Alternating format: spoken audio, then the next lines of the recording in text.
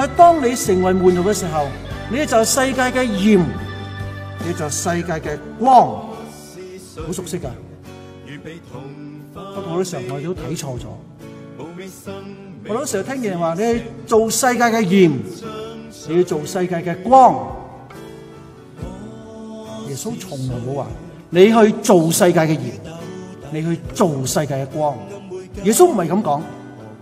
你唔信你翻去睇聖經，耶穌點講？佢你們是世界嘅鹽，你們是世界嘅光。你唔使謙卑噶。哎呀，唔係嘅，等我學下先啦，我學下做世界鹽啦，我做世界光啦，我唔夠鹹啊，我學下鹹啦，冇乜意思咁。2022全卡城粵語培靈會6月10日至12日，感謝主楊興球院長10年後再次喺卡城主講培靈會。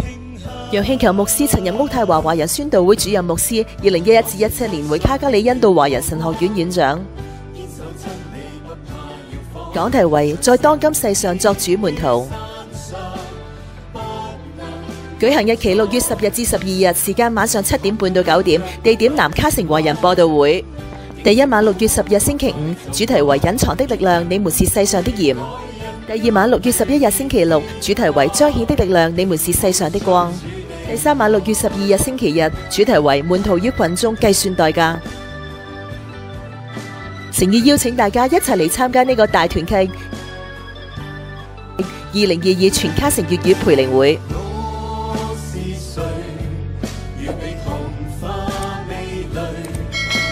生命只剩一張嘴。